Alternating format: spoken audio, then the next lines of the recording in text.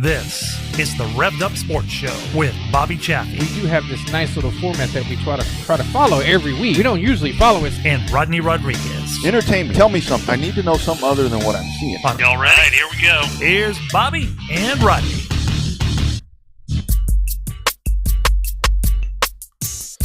Hello, friends. Welcome to another Monday. Happy Monday. Happy hot Monday. Temperatures are sizzling in Texas. I don't know what's happening around where you are. Man, mucho caliente, as me and Max Kaya say. I say Max, the only one that knows that. Yeah, we're the only ones that talk them words around here. Great program coming up. He's Showtime Bobby Chaffee. I'm Rodney Rodriguez, and we're going to have some fun. We've got some great guests lined up tonight. Really excited. First of all, we're going to talk to Dan Winter. That's one of those cool dudes on the Pass Tour. Really, really good racer. And that's a nice thing. Phil Whipple has really, you and I, we seem like guys that live up north. But it doesn't feel like north up here, does it? No, not even close to living up to north here. I mean, Phil said it was like 65 degrees the other day. Hell, it's going to be 105. Heat index here coming up on the next couple of days. We'll have to ask Dan the man, the temperature over there to see. But a really great story there with him. He had a really good 2021, so we'll dig into that. And then later in the show, we'll have a return visit from Jonathan Langham. Just a couple of reasons. Langham got kind of tied up there at the end of the Sportsman race at the Mobile the other night, and I want to talk with him just because one of the things that we've watched is we've talked about the respect, the driver's respect. Russell Cobb talks Spanish. Nice job, Chingon. Nice job. So we'll have to, Russ, when we do the historical show, we'll do it in Spanish. Indy 500. El Indy 500 in Espanol. and then we'll try to sell it to Roger Penske. What do you think he'd say? I don't know. How's the Spanish reach for the Indianapolis 500? I don't know. Do they have it? I don't know. Brad in ESPN Deportes or something? That's a good question. You know, I think that if I don't know who has Indy. That's NBC. NBC doesn't really have the foothold there with that. But they get Telemundo. Well, is that theirs? Yeah, Telemundo's Indy or Man, NBC. I absolutely cannot keep up with all this stuff that's moving around. It's a lot. I mean, it's a lot. But anyway, good stuff. But yeah, with Langham, I mean, just driver respect and all of that. I mean, I think that's something that he can touch on because he kind of got mixed up into something. Let me turn my damn watch off over here. All this dinging that's going on. It's been a crazy day, man. I've been dealing with a home reconstruction project and dogs that are out of control. And man, I'm just so stressed out. Bobby, it's a lot, man. I have a lot of stress going on in my life right now. Too much. Well, you had a good weekend, though, down at Mobile, other than did you get delayed this time coming back home out of Houston? I had, yes. And you know why I had a delay? They said that there was a bolt on the exterior of the plane. I was supposed to be home. I was supposed to be back in Round Rock by, I think it was 1:10. I was going to land at 1:10, and I'd be in Round Rock, 30 minutes later or whatever. Well, I got delayed another damn hour and a half. There was a bolt, so that they fixed the bolt. They didn't put in the request to get the bolt fixed, so then they had to get a paper. The pilot's literally like, I just need a piece of paper so we can take off. The pilot was pissed. I imagine. He's like, I need a piece of paper so we can get on the road. He's like, or in the air. He's like, it's 32 minutes. He said, and all I need is a piece of paper. I was waiting for him to say, I need 32, pardon the word, because we're going to hear it later. I need 32 fucking minutes is what he was waiting to say. I was just waiting for that. How's Texana? How was everything going on out there with our man, Mr. Owen Pittman and his conglomerate of racetracks? It was a fast show. A little bit better car count there in both the pure stocks and the limited sport mods. So that class is growing exponentially for the pure stocks. Pretty decent field there of the sport mods. Wasn't very many big mods. I was kind of surprised at the amount of IMCA mods, but then again, I think they were running at I-37 too. So that kind of takes, when you split the count I don't think they had many either. Yeah. For some reason, the only classes getting big mods is Heart of Texas and Cotton Bowl. So. But there were some guys that came through. Dylan Tyndall, who originally was from LaGrange, now says he lives in Bertram. Drove from Bertram all the way down to... That's a long-ass drive. That's a hell of a long drive to go from Bertram to Edna. So our buddy Raymond McSpadden was there. Top 3 run for him. So it was good to see some people. Like I said, early night, no major catastrophes, no major clusters. Everything kind of rolled right into the main events. 22 dwarf cars. So the Dwarf Car Race Series of Texas continues to show up in droves and in numbers. So that, I'd say pretty quick night. I think we were done by 9:45. How many dwarf cars were actually there? Well, I'm just kidding. About 4. We don't need to go down that road because those were the ones that weren't very fast. Yes. We need to. Whatever. Anyway, but well, that's good. I mean, there's a lot of, and I think right now, I think where you mentioned like with Cotton Bowl and Waco, and you and I have both talked about it in the past, where well, these people only race there. I think this is really a time, we were just having the discussion about fuel and diesel and gas and all that. I think this is really a time where if you have a home track, I mean, if anything, get out and support that. I mean, the folks that travel around and Edna, this is where it's so weird right now because Edna to Corpus is really not that far at $2.15 a gallon. Yeah, not that far. Right. Less than 2 hours. Right. Pulling trailers and all that. But when you start doing it at almost $5, $5, 5 large, I mean, that's a lot. So that's one of the things where the tracks like Cotton Bowl and Hot and even 105, I mean, we're seeing it now with 105 and Kennedale where they have their people that only want to race there. They're the ones that are doing really good because they've got their people that will only race there in the first place. Well, and then they have their the driver set because I mean, it's one thing you have your expenses tied into one place, right? Like that's right. The guys we talked to guys like Chris Morris who used to travel all over. They've cut back their traveling just because the budget is. When diesel's $5.29 a gallon, that's a little high. Yeah, record breaking high. Absolutely. Let's jump in. Let's go to the Lone Star Speed Zone presented by Computer Age Automotive. Great folks right there. Great partners here with Revved Up for a long time. The Scimitals, just great folks. All the work that they do, they will take care of your vehicle. ComputerAgeAutomotive.com in Cedar Park. On that Lone Star Speed Zone hotline, one of our guys from up north, and again, this is Phil Whipple. A big thanks to Phil for getting all this in line. It is Mr. Dan Winter. Dan, how are you doing, sir? Hey, not too bad. Thank you guys for having me on tonight. Absolutely, man. It is a pleasure. So we were just joking around here before you came on. So we have to know. So we're over here. We're in triple digits in Texas already, and it's mid-May. What are your current conditions right now where you are? Currently, well, it's actually raining out by us now. For May standards up here, it's actually this past weekend it got hot. It was up near around 90 on Saturday. And then I think we're cooling down this week, but then they're saying again for this weekend, Saturday, it's looking to be in the 90s. I love it. So definitely not as hot as where you guys are, but for us up here, it's a little bit too warm too soon, that's for sure. I love it. That's awesome. It's the same thing we were saying, too hot too soon. Yeah. Speaking of too hot too soon, man, talk about your 2021 season, man. It seems like you finally got a good groove for you, and you were kind of kicking ass a little bit there for 2021. Yeah, we had it was a good year. We started out, it was our first full year running with the Pass Tour up here. We kind of had started the season, and we're a very small team, so expectations were let's kind of see where we can go. And we started off the season a little bit slow, but then started rolling in the top tens as the season went, and kind of every race got stronger and stronger, and really had a good a good end of the year, and we ended up second in points with the Tour. Man, that's awesome. That is great. And I read some stuff during the year in 2021 about you, and I think this was a situation for you guys where you wanted to run full time, but then you finally found whether it be the opportunity or the perfect time to do it. Talk about that. I mean, how did it all come together where it's like, okay, I want to do this. I want to be full time on the PASS Tour. I'm going to do it right now. Yeah, we had actually talked about doing it.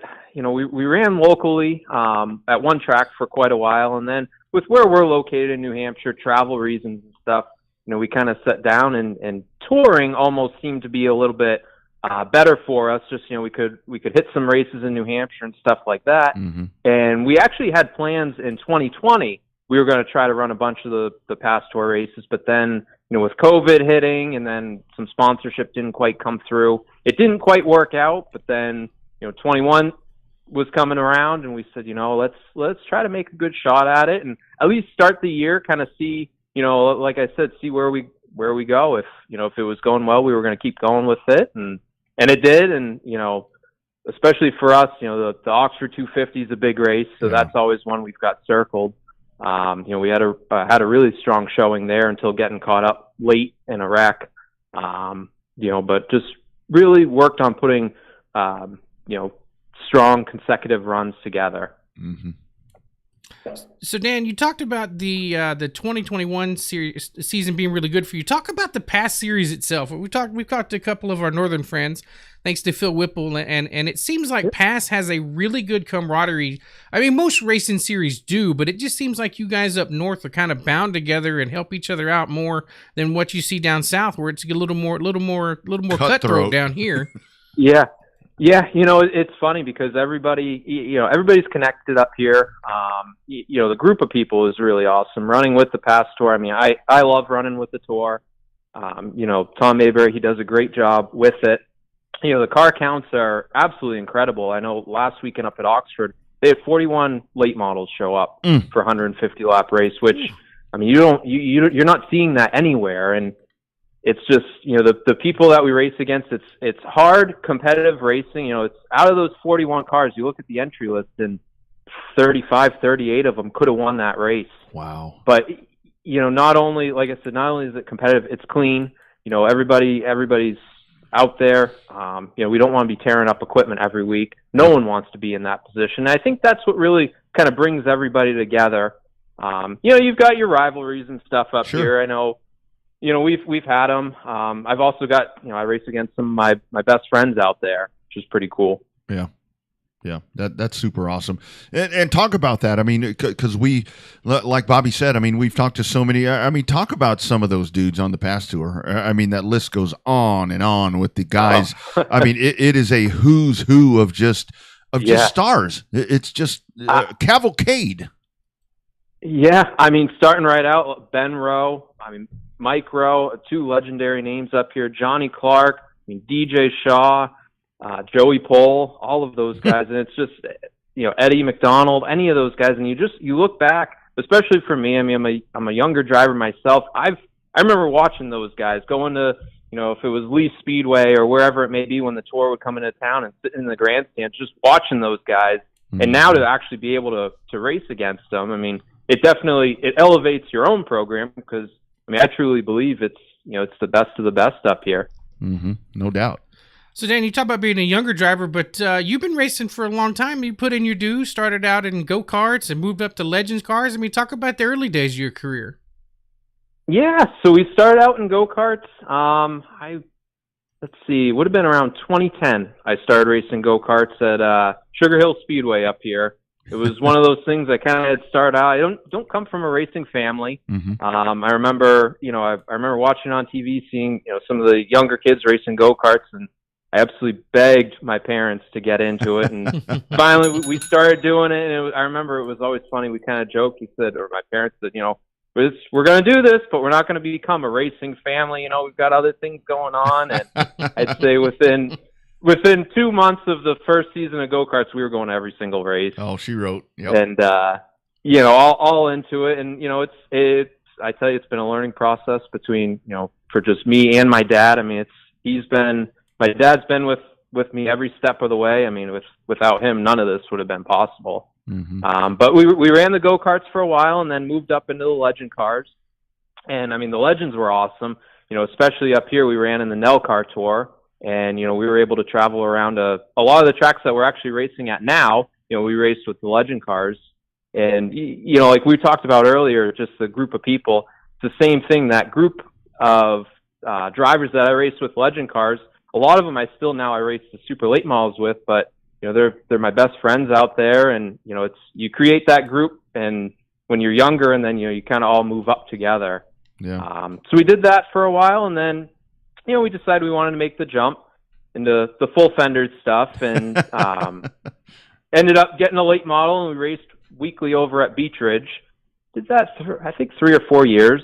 And then, like I said, we just kind of got to a point where we said, you know what, we want to try to race around home, because it was tough. Beech Ridge was always, especially through the summer, battling the traffic and stuff. It was a good 2.5 hour car ride for us. So I'd have, friends, family, sponsors that say, oh, we want to come watch your race, but that's a little bit far. Yeah. Now racing with the Tour, it gives us the ability, we've got the New Hampshire races, but we're also up in Maine or Massachusetts or wherever the Tour stops at. Mm-hmm.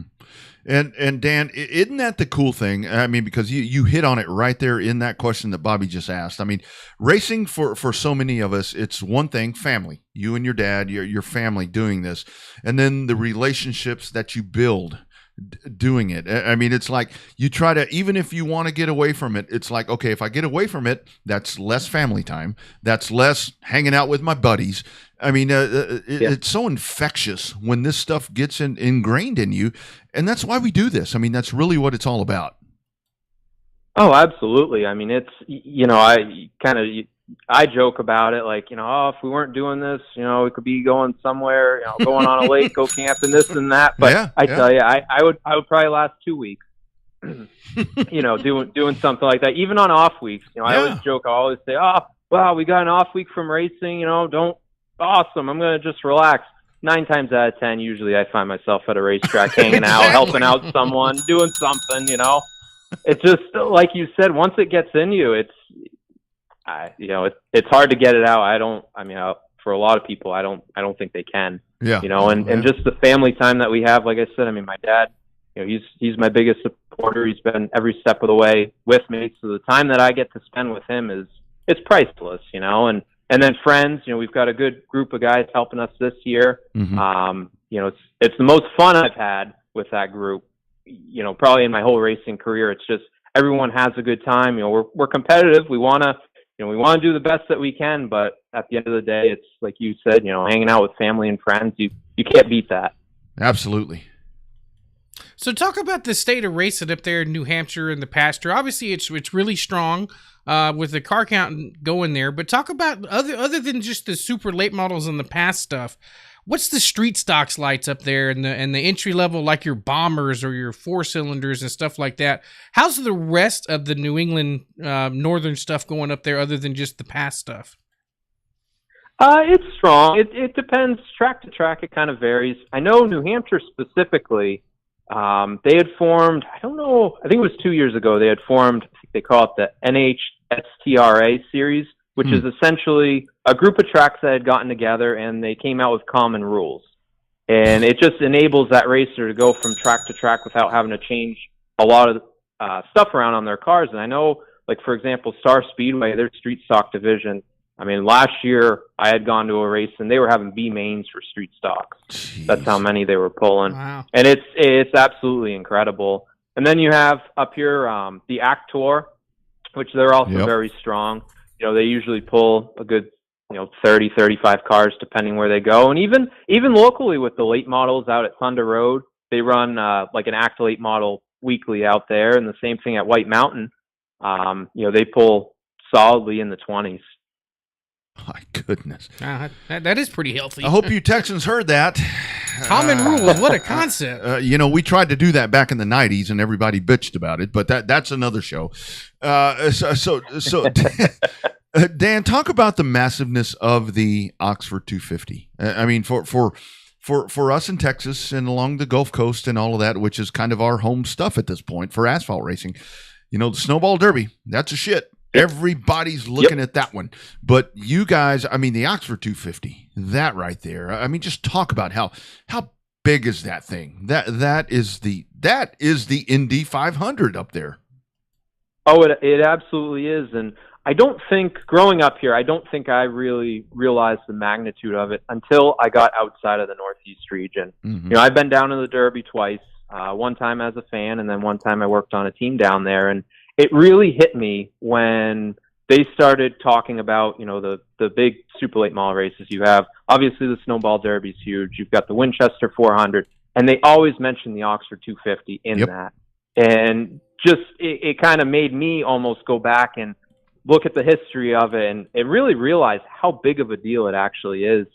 And, you look for us to say go down and run the Snowball Derby would be a huge undertaking financially, realistically, everything along that line. But where the 250, it is realistic that we can go in and compete. And I feel we can go in and compete for top 5. And if the stars align, even a win. I know, like I said last year, we had a real strong run going. We were inside the top 10 with 50 to go.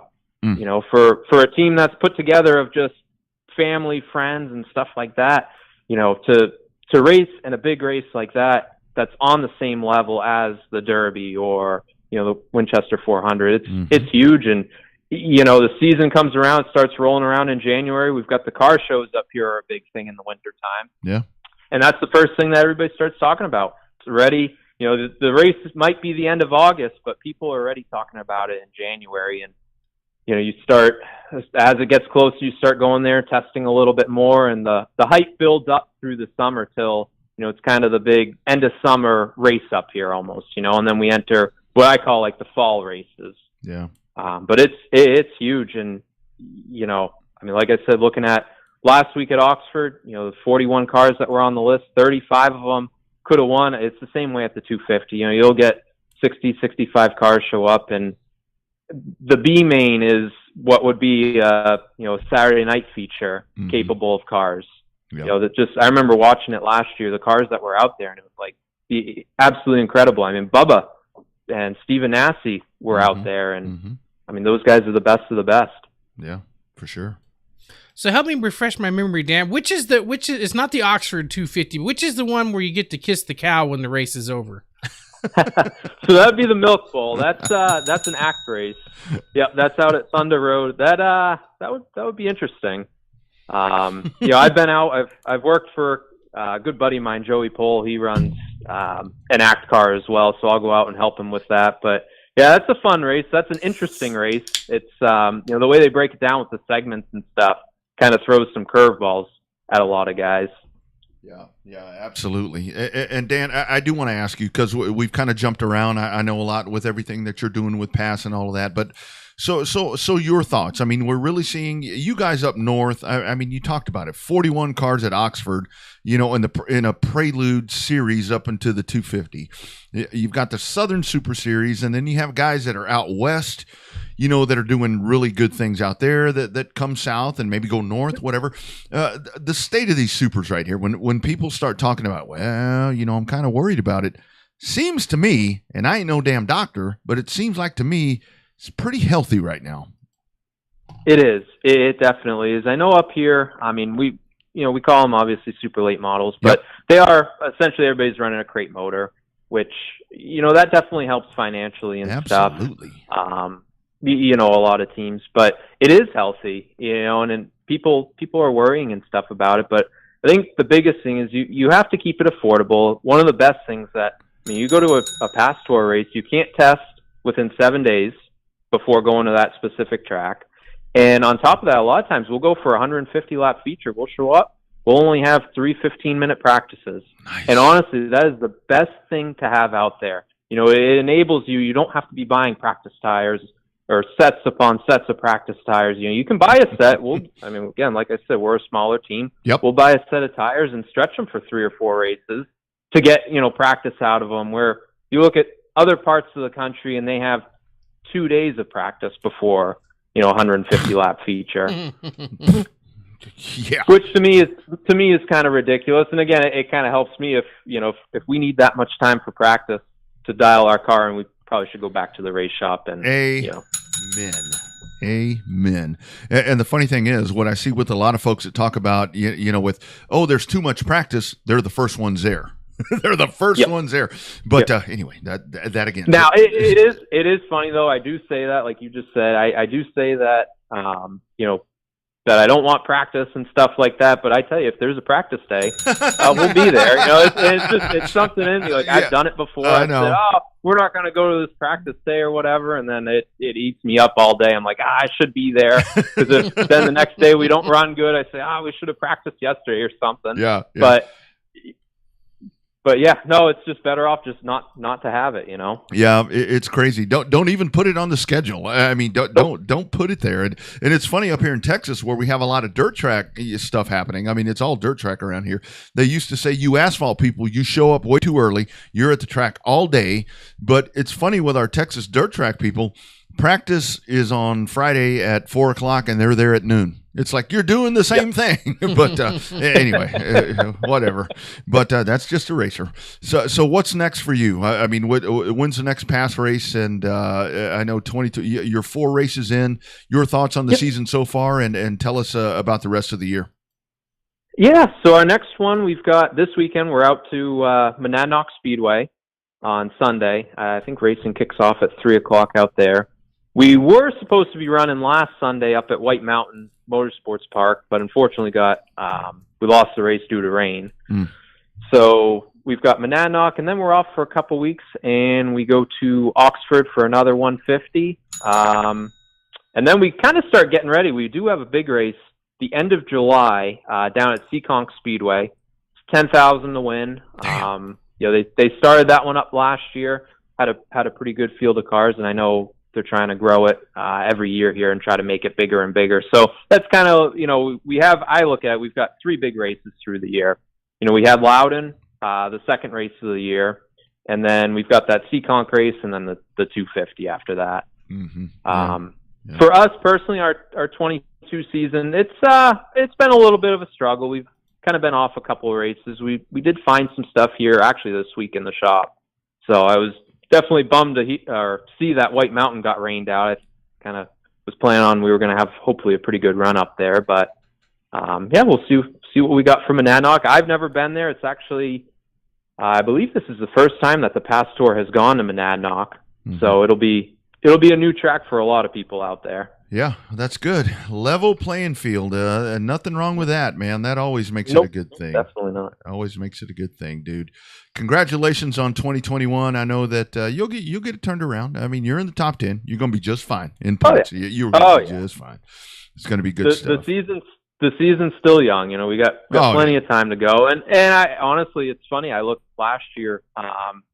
We're actually, as I've looked at it, as kind of a rough start to 22 as it's been last year on average. We're off to a better start this year than we were last year. So nice. That definitely brings the confidence up a little bit. Yeah, absolutely. Absolutely. Dan the man, thanks for the time, buddy. Keep doing it, and great conversation. We got to do this again as we get closer to the 250. Man, let's do it again, dude. I would love to talk to you again. Sounds like a plan. I appreciate you guys having me on. Absolutely, man. You bet. Take care, and good luck, man. Keep doing it right. Thanks. You bet. Here he is, Dan Winter. Here's what I'm taking out of all this, Bobby. We people down here south, we got to be a little bit more like the people up north. They got their shit together. They do. And we are as the cool people say, we are a hot mess.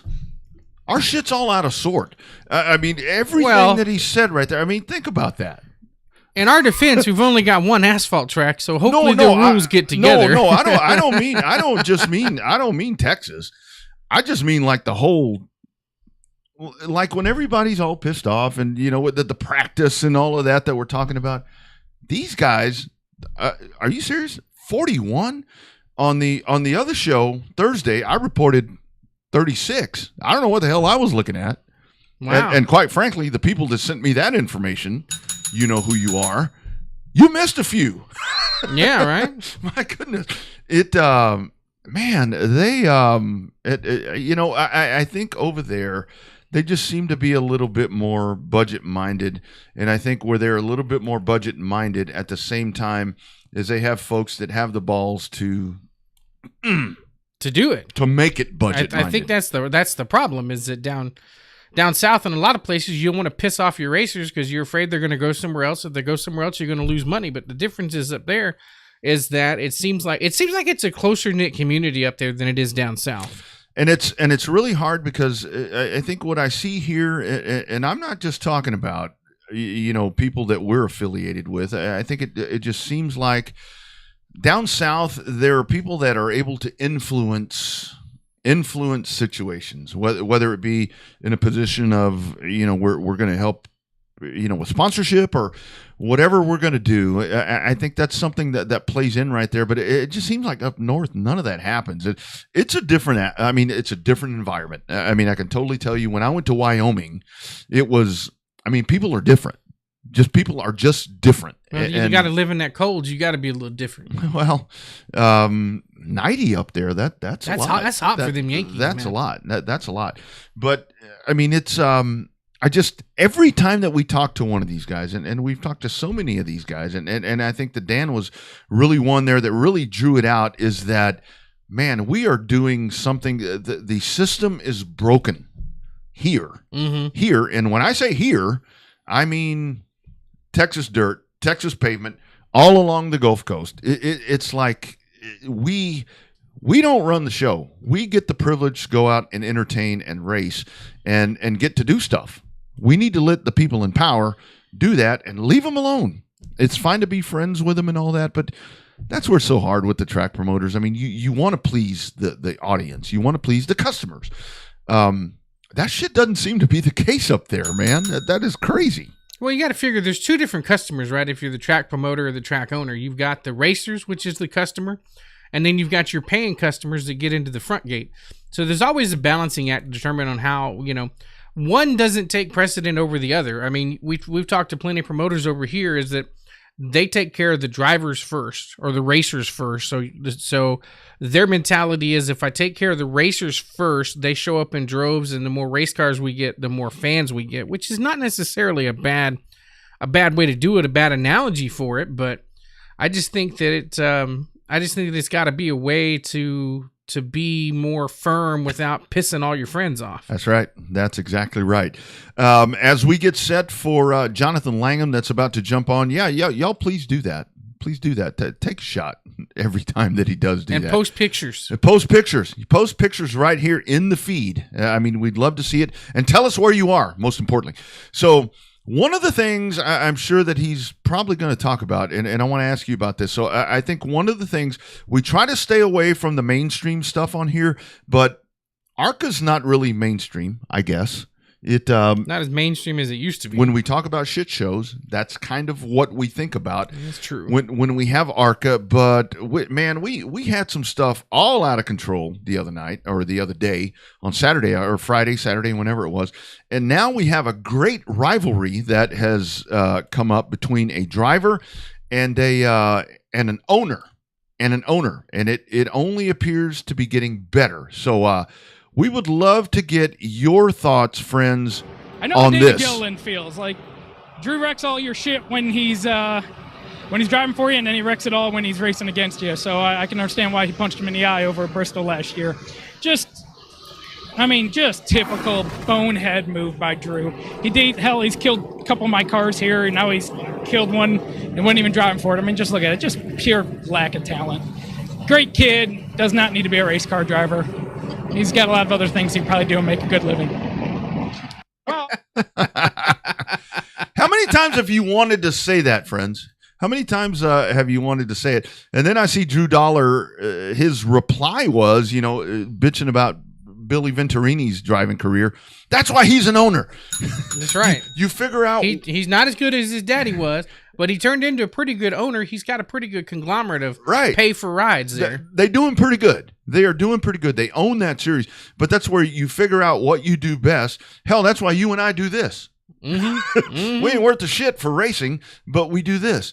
And seriously, that right there And there's a lot of people that are pissed off about it. But I mean, seriously, go back and watch that. And it was a bonehead move. Absolutely. And man, I don't know. Should we show it again? I mean, that was so good. Let's. I mean, come on. Come on, producer, pull it up. Let's watch it again. All your shit when he's driving for you, and then he wrecks it all when he's racing against you. So I can understand why he punched him in the eye over at Bristol last year.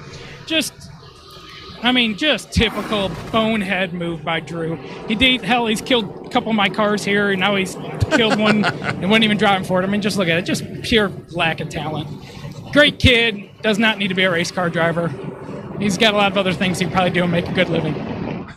There it is. The current state, as many people would talk about, and Billy Venturini is the one that jumps out and says it. And I mean, I think that's, I mean, I what is that? You can't drive a nail with a hammer? Yeah. And there's other things that are being said right now. So yeah, it's a crazy situation. That's just the state of the sport that we're in right now. When we talk about people that, with the end of the race, people are going to get taken out. Why is that surprising? It happens. It happens. You got to expect it. You got to know it's coming nowadays. Yeah, absolutely. And it always does. I mean, it's always going to happen. You've got to be ready. You got to be ready. On the heels of that, one of the most anticipated interviews, we've had him on here before. I mean, we've talked to him, a couple different times. And by the way, I'm going to preface this by saying, my friend, thank you for the Mick Ultras and the Bud Lights and all of that on Saturday night. You guys got me all lubed up. It's a show favorite. It's a guy. I just love this family. They're just so cool. On the Lone Star Speed Zone Computer Age Automotive Hotline, once again, friend of the show, Mr. Jonathan Langham. JL, how we doing, brother? What up, player? Player, welcome back to Texas, brother. When I see posts from you saying I can't wait to get back to Texas, I'm like, what? Yeah, the hell of a no. Whenever I want to get the hell back over here. But before we, I guess. Before we do Go that, ahead. Yeah, before we do that, talk about Maddox. We'll talk about cool stuff. But I mean, talk about that kid this weekend, man. He did a hell of a damn good job. Oh yeah, well he definitely skull fucked us Pensacola Saturday afternoon, Saturday evening before we made the trip to Mobile. And he had them hot rods from hell, and had a pretty good little hot rod again Saturday night for the sportsman race at Mobile. And I don't know, I'm thinking that the right front was probably going south on him before him and little Daryl started getting into each other and having contact, and possibly what allowed little D to catch him as quick as he did. But he definitely had a hot rod, and hell, I had a good bird's eye view of it watching it, and hell, I was sitting back there just riding. Well, I wasn't riding, but I was sitting back there minding my own business, being fat and lazy like usual. And hell, the car started coming to life halfway through, and I'm like, oh shit, okay. And hell, they got up there, started dicing it out a little, and I was like, well, y'all's asses might be in trouble here in a minute, because y'all keep doing this shit, and no old fat boy's about to be on y'all. Absolutely. Hey, did you ever find your factory stock roller you were looking for that day? Did anybody in Texas get with you to get you one of those? I had a couple of people reach out. Man, dirt racing's looking a lot better. It's like you get on dirt, it's meant to beat and bang in a way, it seems like. So you kind of just have it in the back of your head and know it's going to be happening at any given point on dirt. So. Yeah. Well, but yeah, I've had a couple I've been looking at. So yeah, the funny thing is, Langham, they used to tell me, you want to race dirt because you don't tear up so much shit, and I did it a handful of times, and every time I went, every damn thing broke or got beat up. So yeah, somebody was full of shit on that one, huh? Right? So it's like, okay, yeah, I didn't have a wreck, but I broke, upper A arms, broke axles. I don't know, whatever. So I do want to ask you, and I know you told me the story on Saturday night, and I do remember it in its entirety. So how did the 99 car of Alan Alexander wind up in y'all's fleet with Little Daddy driving that car at Mobile? Yeah, that was another dirt deal that I've been talking to Alan about and trying to convince him into letting me try to make some laps in one of his factory stocks. And he says, well, we'll definitely get together on something. He said, but I need you to take this damn Sportsman back with you. Take it over there and work on it and try to get it dialed in some. And he said, I need to get it a little bit faster. So I was originally supposed to race it at Pensacola and Mobile, but once I got it to the shop and everything and pulled the seat out and put the other seat in, I was like, yeah, it's going to be too much damn work. Dad's standing there with me, and we're sitting there drinking a beer. He said, hang on. And he climbs over in there, and he said, hell, put that other seat back in, and I fit it good. He said, call and tell him I'll drive the son of a bitch for it. So I called him back, and he said, I don't give a shit. So then we're talking smack and everything. And Dad says, Alan tells Dad, said, drive the shit out of it. So he said, I will. He said, I'll move these two boys of mine. He said, you good if I knock the nose off? He said, knock that son of a bitch off. I don't give a shit. So, but unfortunately, that's the only damn car that didn't get a scratch on it that we took to the track, I think. That's true.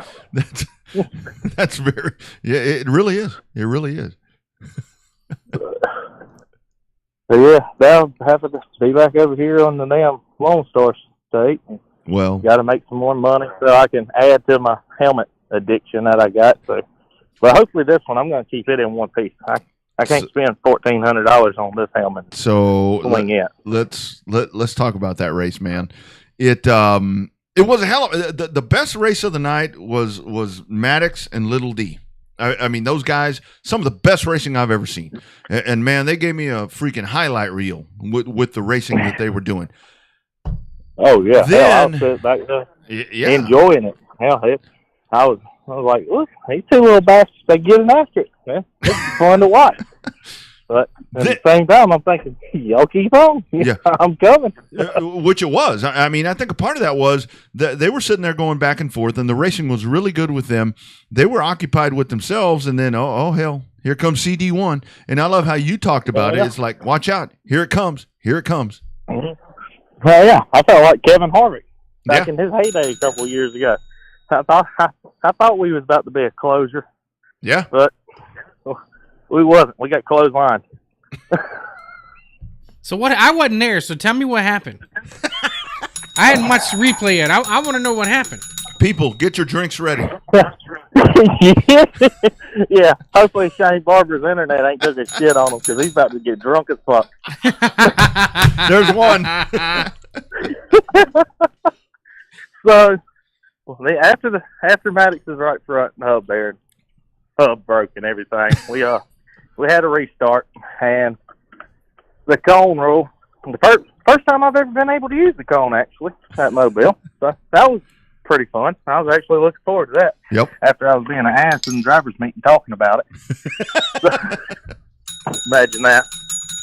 So I'm sitting there, and I started behind Little D on the initial start, and he didn't get her wound up. He didn't get it going as good as he usually does. So I'm sitting there, and under the caution, I'm like, all right, well, outside's a long way around, but I think we can get them on the start right here, and we're good. Mm-hmm. So choose cone comes. I whip to the outside. We go off into three. I do what I try to do on a start and everything, and we got ready, and as soon as we got to the damn box, I fired, and I've seen the silver and blue disappear out of my left side. Well, we get to the flag stand, and I feel them get into me. I'm like, oh, hang on. So go off into one. I'm clear of them, get in line and everything. Go off into one on the green-white checkered. He gets into the ass end of me and all. And he gets off of me. I gather it back up. We run down the back straightaway, go off into 3, and I get the totally shit knocked out of me. Get the fucking ass end off the ground. 2. You can't drive a race car whenever you're just using the steering wheel. You know, That's right. When the ass end's off the fucking ground, 3. rear tires ain't on the ground. You're at their mercy. Mm-hmm. So I'm sitting there. I'm just holding on, you know, and he's got me sideways. Once he finally gets off of me, once my ass end slides across his nose, and he gets to the inside of me. And then we beat and bang, and then at that point, that 8-to-1 steering box that I just put on that son of a bitch couldn't turn left no freaking harder, and I missed him. And I told him after about a 12-pack in and everything, after the truck race, and I finally went over there and got D and got little D. I said, all right, so come on. I said, I want to talk to y'all now. I said, I'm calmed down enough. I done drank enough beer. I said, I want to talk about it. And he said, you sure you're good? I said, I'm good. I said, all right. And I said, we walked over there, talked about it, and I told him, I said, little D, I said, God dang it, I love y'all to death. I said, I've never raced you that way. I'd have never expected you to lift me off the ground like that. Mm-hmm. I said, I do not race that way. I said, I don't expect to be ran that way. I said, when that shit happened, I'm here to tell you, my damn main goal at that point was to try to hook you in your right rear, and I was taking both of us to the damn oak tree. Couldn't believe that when you told me that. We was about to say hello to that famous fucking oak, but I missed him. Yeah. It happens. Tempers flare up, and of course everybody knows, and everybody listening right now, or keyboard warriors, whatever, they know I'm a hot-headed ass fat boy, and I act like an immature 5-year-old, but I don't give a shit. It's passion. Like I told people, I said, you know, I've grew up at Mobile International Speedway my whole entire life.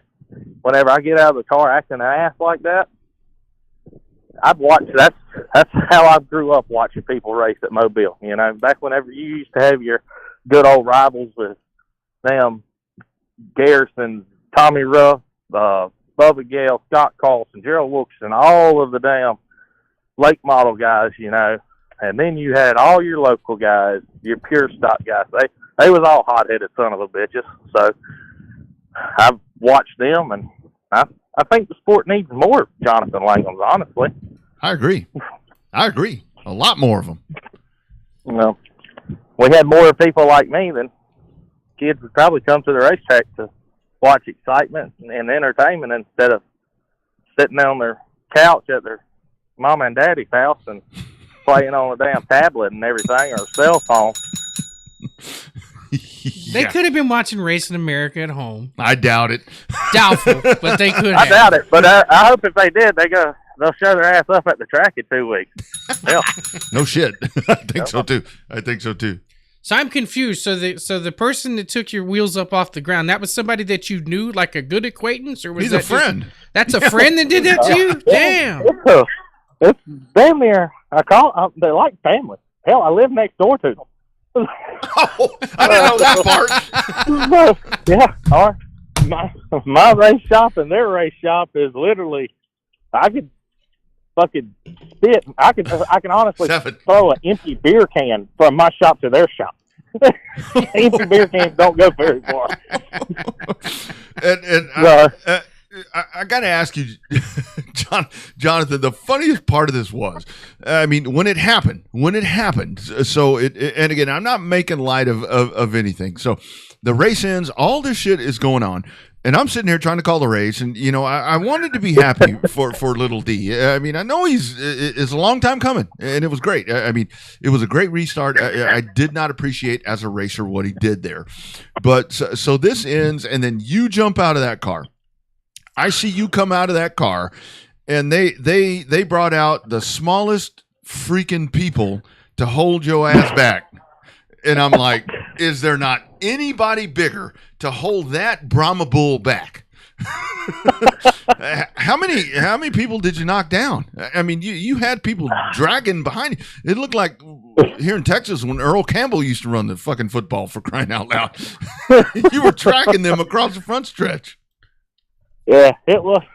I don't know how many it would have took to stop me, but I knew there was a shitload of people all around there that they was going to use, and including my crew and Todd, friends and everything. Yeah. Hell, I think I dislocated one of my buddy's shoulders. He said after the race, he's like, "Dude, I'm fucking hurting." I'm like, "I'm sorry, buddy." He's like, "Fuck it, ain't nothing to be sorry about." He's just a big son of a bitch. But then one of the little Barney Fife, I snatched away from him, and he's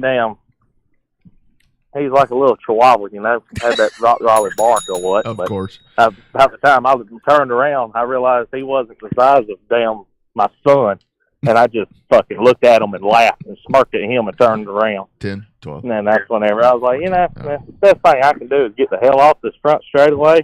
I damn sure didn't need to be interviewed. I said, it's time for me to go to Tech.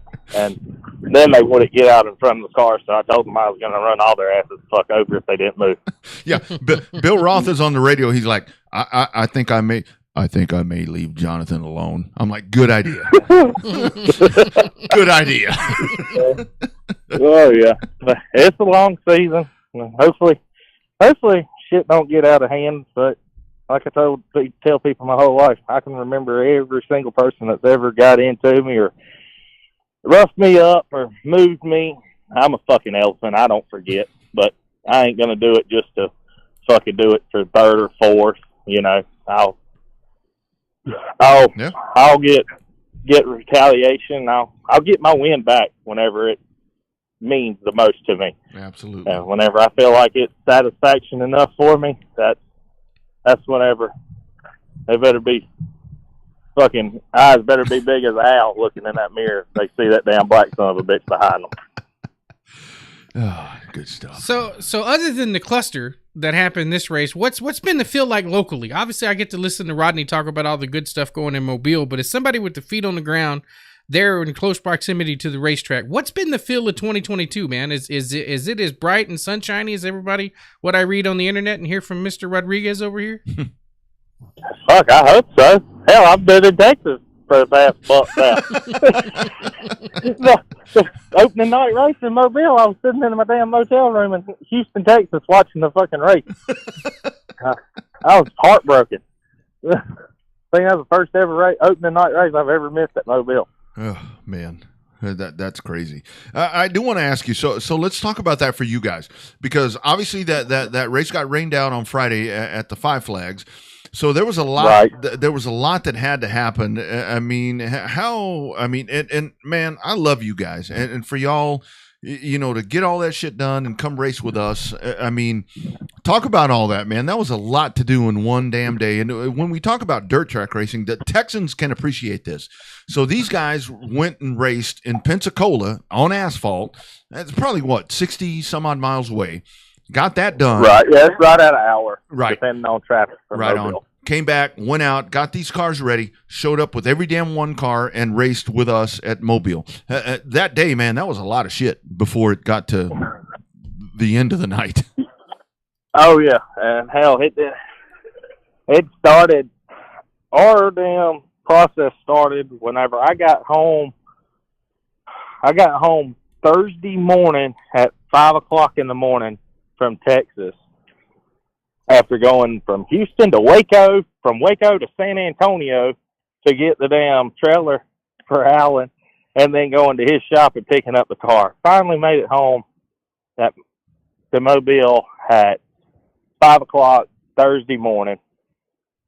I woke up, took a nap, went to Dad's, and Maddox's truck was still scattered in the damn 1,000 pieces from the week before when the rear end and all tore up, and it killed everything old enough to die from the flywheel back in it.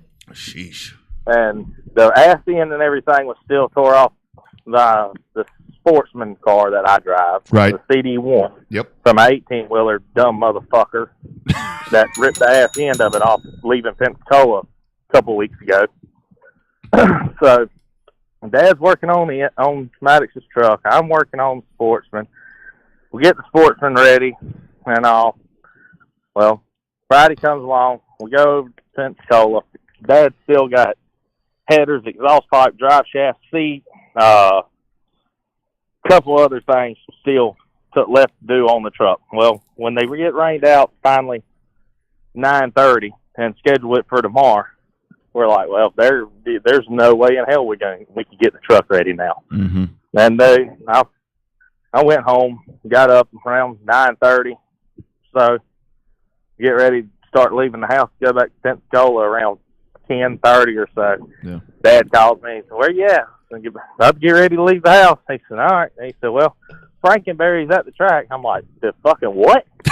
He said, yep. I couldn't go to sleep. He said, I went out there about 6 o'clock this morning. Fucking about 7, I called Justin. Justin came over and helped us. Yeah. Justin Reed, best friend of mine. He didn't have nothing going on first thing Saturday morning. So he came over there to help Dad finish it up, and they had it sitting at Mobile waiting for us to get back. And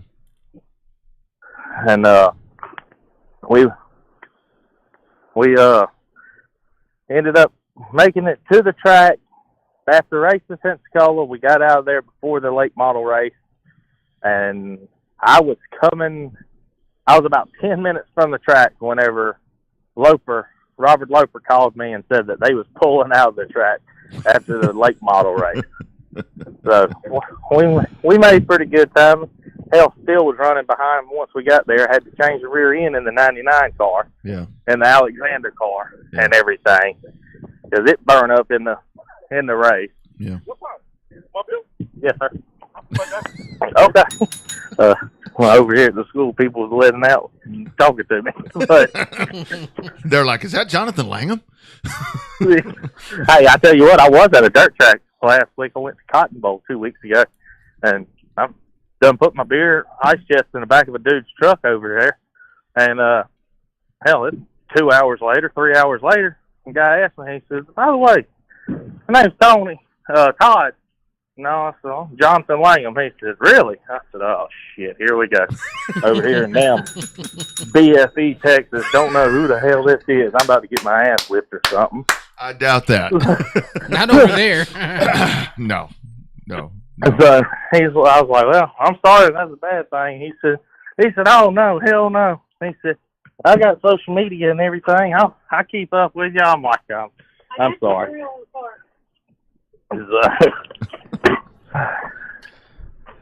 Look, don't y'all know I'm a very important man? All these lessons don't have 2 years. Hey. Yeah. See, trying to work. Put her on the show. They put her on the show. People hear her talking half the time. Yeah, that's crazy. Wait, so now I'm confused. So what were you doing in Texas, and how in the hell did you end up at Cotton Bowl? Because you're right, that's in the middle of nowhere. Well, we was off on a Saturday, so I had to get my fix and drove down 2 hours to a racetrack that I didn't know nobody, but hell, I don't give a shit if I got to drive. I'm going to watch some racing. So yeah. I did. Yeah. No. And drank me some beer in the process. So I got to ask you, that place paved, wouldn't that be cool?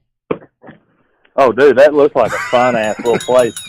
I had a buddy of mine, Robert Barber, with me, the one that ended up winning he won the Eco race. Yeah. He was with me, and hell, we was sitting there, and that's what me and him was talking about. He said, dude, this looks like a fun-ass track to drive. Yeah. He said, look, they going slow as hell. It's like they're on asphalt. But Yeah, that great lady that runs that place is a good friend of ours. And when she told us she was taking it over, she's like, "What should I do?" I said, "Pave it." But anyway, that's another story. So what's next, man? I mean, all of that. All this stuff. I think what it all comes down to, and where I wanted to ask you about this, respect. And we were just playing this thing about Drew Dollar and all this other ARCA bullshit. Man, respect. Guys got to respect each other on the damn racetrack. And that seems like something that, as some of the youngsters taking your kid out of that category, that's missing right now. Right. Oh yeah, and you know it. I heard rumors, you know, and supposedly it was a retaliation from me blocking him earlier that day at Pensacola, which is another fucking crock of shit. But I strap in a race car, 21 or 2, put my junk in between that nut strap, just like everybody else, you know. And I go out whenever I show up at a racetrack, I ain't there to damn run in the back. Yep. I don't waste my time and money thinking I'm not going to go to a racetrack and win. So supposedly I heard rumors that they was pissed off, or Little D was mad, aggravated that I was blocking them at Pensacola. So I don't know how much truth there is to that or not. Really don't give a shit to me. But thanks. All right. So, damn train left the station. I can't multitask for shit. It's probably why I can't drive a race car no more. But and now I don't know if that had anything to do with it or not, or right, if he was just aggravated with him and Maddox's racing incident already. Sure. Which, in my opinion, hell, I was enjoying watching that. Best racing of the night right there. Yeah. Oh yeah, for sure. And I don't know. Like I said, I've raced with some ignorant son of a bitches in the past, and I've raced with people that I know if they get behind you, you're gonna go for a ride. Yep. You damn sure ain't gonna finish in that spot. Mm-hmm. But I never expected that to come from Little D and all. You know, like I said, I talked to them. I want to put it behind me, but at the end of the day, I got your shit on, and it's kind of hard. But it is what it is. And, hell, we got a long season left, you know. Yeah. Hell, yeah. We gotta race with each other everywhere we go. You know, and I told people a couple weeks ago or what, I said, you know, it's just a matter of time before me or Little D or Maddox or Little D or the three of us have an incident, because we're the three of us. You know, we go to Mobile, Pensacola, or Montgomery, and the three of us are fast wherever we go. Mm-hmm. You know, we're right there with each other over a blanket.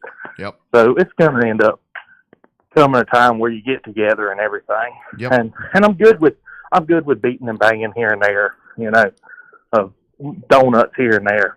That's fine. I chalk all that up to race. Yeah. But you got to give me a chance to be able to race you for it to be an actual racing deal. Yeah. That's really the main thing. When your wheels are up off the ground, it's hard to get the drive and the ass into that car. And and you know, I mean, I know a lot of it there with Little D. I mean, I know he wanted to win. I mean, it's been his time. But I really think the coolest part of this, I do want to ask you before I ask you this question. So the helmet, I mean, you didn't even hesitate. I saw that thing rolling across. I'm like, oh, okay, are we at the bowling alley here or what? I mean, that helmet, that sumbitch went for a ride right there when you turned that sucker loose. I know. Then I went and got it. Yeah. I went and got it because I wanted to throw it again. I figured it wasn't shattered enough, so I was trying to wait for him to come through so I could steward it. Yeah. But hopefully Tony Stewart can see a video of it or something. Hell, he can set me up a GoFundMe or whatever. There you go. Maybe we can get me a fucking helmet. Yeah, like the drag racing guy. Yeah, perfect. Yeah, we'll have to send that. We'll have to reach out to TSR or something. Hey, Advanced Auto Parts, they're part of that thing. we'll send them the damn video and let them see that. Yeah. Good stuff, man. Always a pleasure, man. Like I said, I mean, not only that, I mean, thanks for, I mean, it's so great. I mean, you guys embrace all of us from Texas and just sitting there and, you know, bullshitting after the races, even in a bad scenario like that, man. It was still fun and just being a part of all that shit that we're doing over there, man. It's so great to get to race at that place and watch you guys. Never a dull moment. Never a dull moment. Well, hell with it. That's why I'm here. That's right. At least there's nothing else. I can make it. I can make it entertaining and be a beer assistant. There you go. There you go. That's what it's all about, right there, dude. Appreciate the time, my brother, and you did a damn good job. There's probably Barber. All them people are drunk. If they were taking shots, they're let them take another one. Hopefully, Dustin Smith was having them a bottle of Tito's by him. he took Shane Barber up on an offer or what, and was taking shots of Tito's. If so, he's fucking Subard. One more. Victoria's gonna have fun. Oh, nice. Shane says we need to get you and Brusso on the same show. Yeah, you and Cody Brusso. Oh, good. I don't know, man. Y'all would have to go buy a fucking liquor store out. Well, I think we'll do that. I think we'll do it, and that may just be YouTube. Because like I was telling you, I'm like, man, they may shut our shit down on the Facebooks, but we're still good as far as I can tell. That would be a YouTube only. Yeah, we'll definitely, you and Brusso, that would be totally cool, totally cool. Hell yeah, my brother. Keep hopefully, JJ Day brought it to my attention the other day, and then I seen it as I watched the replay earlier today. I had a little fan up in the stands, or woman, guy, something. They was flipping me off. Well done. That made me feel real good. Hopefully they're listening. He or she, if you're old enough, hell, come introduce yourself next race. Hell, I'll give you a beer. There you go. You can tell me in person that I'm number one. I don't give a shit. I promise you ain't the first one, and you ain't going to be the last. Man, I can tell you one thing. That was the highlight of the night. And, I mean, I know it wasn't your intention to fucking make that the highlight of the night, dude. But the thing was, when you jumped out of that car, I seriously think a lot of people were thinking, oh, okay, he's going to go over there and congratulate him. But when I saw you come out of there, I'm like, he ain't going over there to, plan a fucking coffee date tomorrow. This is going to be awesome. I ain't going to shake hands and kiss babies right now. Oh, man. It was great. It was great. Just good racing, man. Just good racing. It gives people in the stands something to look forward to and give them a little adrenaline rush that it gives us. Yeah. Hopefully some people enjoyed it. Some people obviously didn't, but even the people that didn't like it, they got their outcome. They got the trophy and got to celebrate. But hopefully whenever I win one again, I'm gonna blow the fucking rear tires off that son of a bitch. Kevin Harvick, John Force, none of them motherfuckers got shit on me. Hey, speaking of, I'm gonna celebrate my ass off, and we're gonna have to. It's gonna look like one of these new NASCARs on the front straightaway, because we're going to have to put tires on that bitch to get it to scale. So, Jonathan, speaking of trophies, what happened to Papa's trophy? Where'd that end up? I don't know. I tried to throw mine, but somebody caught it. I was on a throwing. Yeah, you seem to be, man. I thought you were like a relief pitcher or some shit for baseball. Is what you seem to be in the mood for that night. Somebody managed to grab it about the time it was about to get released from my hand. Yeah, it's all good. That's a good thing. That's all good. And I was able to. I was as pissed, as angry as I was. A little girl, Dawson Keener, boy that from Mobile and all. Yeah. Him and his stepdaughter, or daughter, and wife or girlfriend was walking by, and she was looking at the trophies on the back of the Lopers cars and everything. And I done loaded the car up, and I seen her. I said, "Sweetie," I said, "You want a trophy?" She said, "Yeah." I said, "Come on." So I'm glad I didn't shatter it. I was able to give it to a little fan and everything. And at the end of the day, that's what it's all about. We like to try to do this and make it fun for the fans, but at the same time, you gotta get these kids into it, and you gotta get the interest in the kids. Mm-hmm. We're almost like a dying breed at times. We're gonna be gone, or we can't get too old or fat to be able to do this, and these younger generations have got to keep it going. Yeah, that's right. Hey, Alexander checks in and says that your dad's, that was his trophy. Fucking Alan. I think he still got it. I don't know where Dad is. It might be in the trailer. Hell, it might be in the truck. I don't have mine, which it ain't the trophy I wanted. So That's right. I wanted that big blue son of a bitch, whatever color it was. That's it right. must have been a good-looking trophy, because It was. I've told people my whole life, if they got good-looking trophies, I ain't going to win anyways. I can only win the shitty-looking ones. I've got 2 or 3 Lee Field wins, and it was just a regular 3-pronged trophy with a little wrestler dude on it. That's right. They were wrestling people. That's right. I couldn't win one anymore. Then they came out with the belt, and then they had the badass one trophies last year. And Yeah. I'm like, see, can't win. There it is. There it is. Crazy stuff. You are the man, my brother. Always great to talk to you. And like I said, thanks for the Ultras and Bud Lights. And hell, we ran out, and the bar wasn't open. Yeah. So, but, unfortunately, we did. Yeah. Yeah. Graham Moore's going to have to tighten up on that one. I'm going to have to call his ass out. That's right. He failed me. We'll do it on the 28th. We'll do it on the 28th, my brother. Absolutely, guys. I sure appreciate it, and I enjoyed it. And hopefully everybody listening is good and drunk now.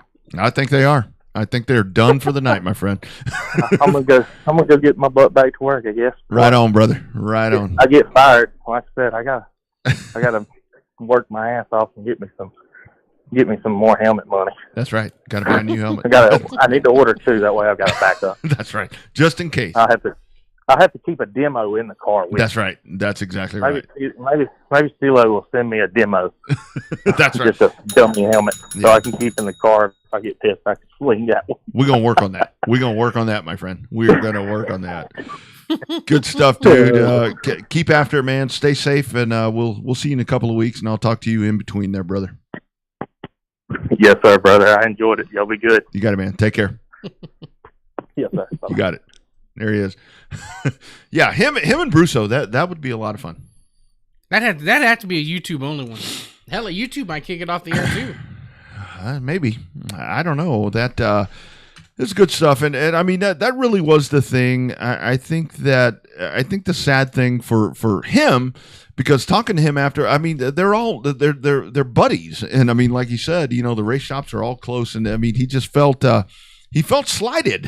I think was the thing right there, and when you piss that dude off, it's like, oh man, and that was tame.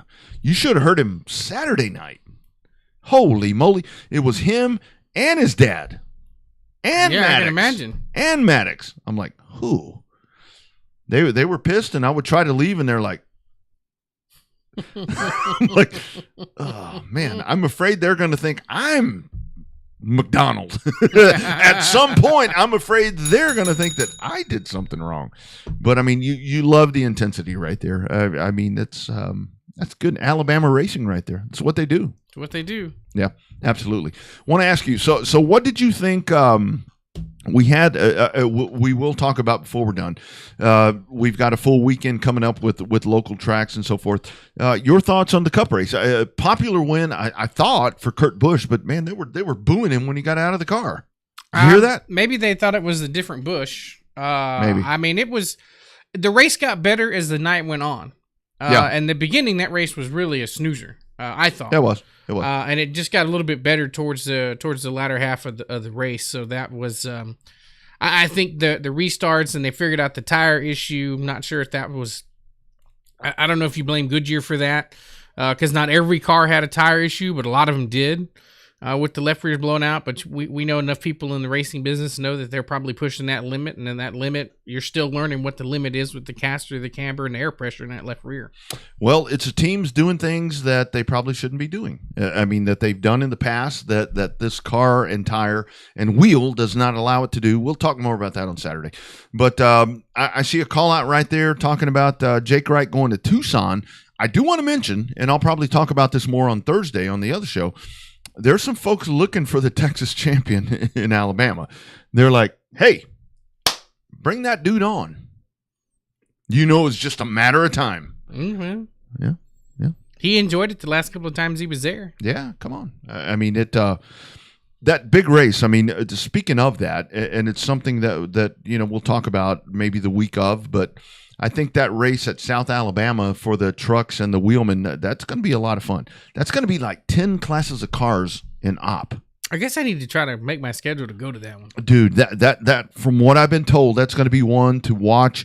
It's going to be like one of the best nights ever. It's going to be like a Derby weekend with everything that's going on. I mean, the place, they do a good job presenting their show, and when you add hopefully a good field of, I don't know what, maybe 15 trucks if you can get them. 15 maybe. And then the wheelmen. I mean, the wheelmen, they were at Citrus County this past week, and I think they had 21 again.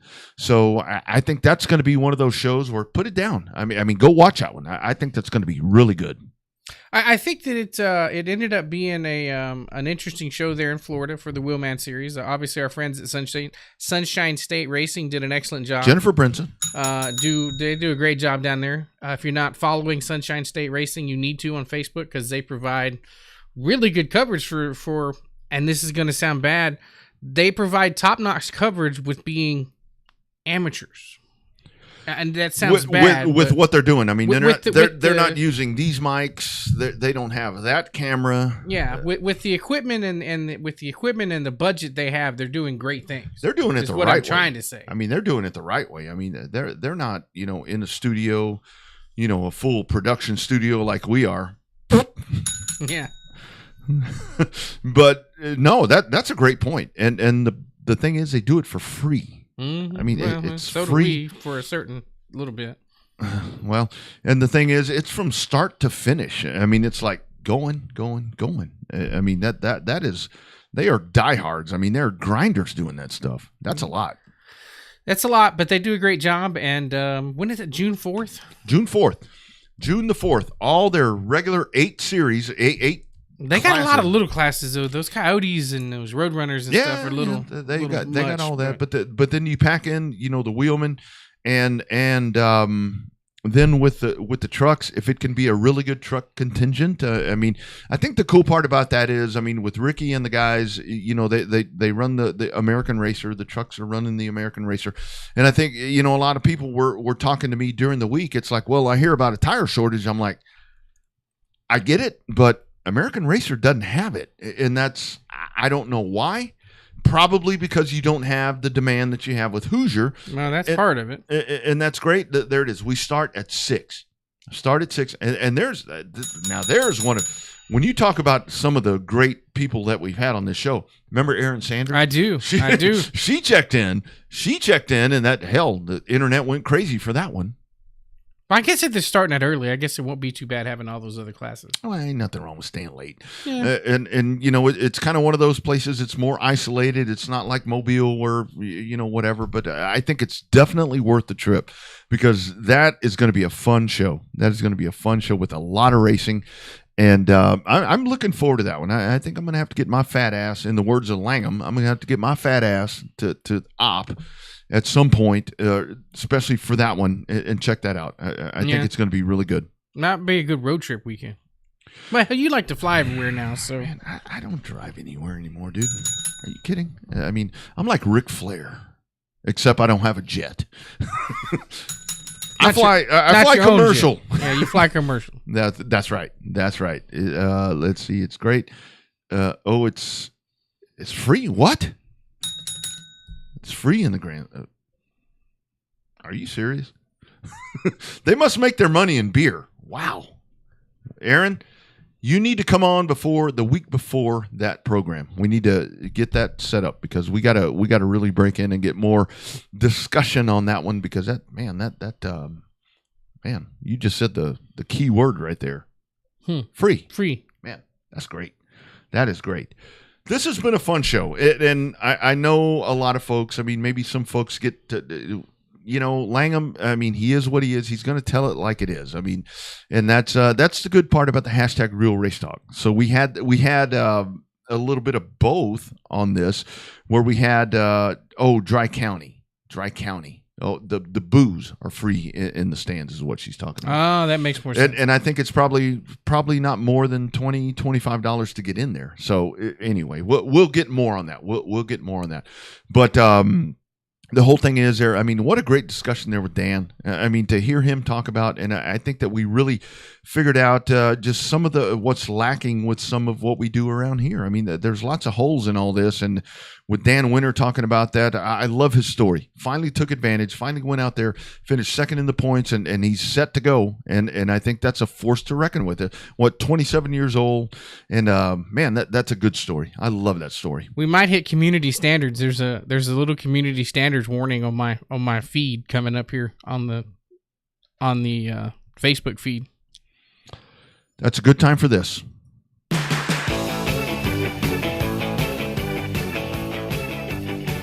Ryan, I'm sure you can. We'll follow up on that. But great show. Great program. Dan the Man, one of the hot shoes there with the pass tour. Dan Winter checking in. The great Jonathan Langham. All of you folks, all of you people. Good show. Yeah, it's fun. Good show. Fun times.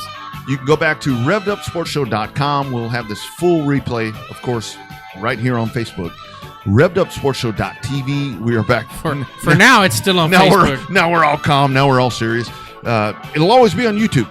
Rev'dUpSportsShow.tv. Got to be good stuff. Find a local short track in Texas this weekend for the Texans. What do we got? We got Hot, KRP, 105, Cotton Bowl, CBS, Race Ranch, and all the other places. Good stuff. # Real Race Talk. We're back next Monday. It is the Rev'd Up Sports Show. Have a great week, friends.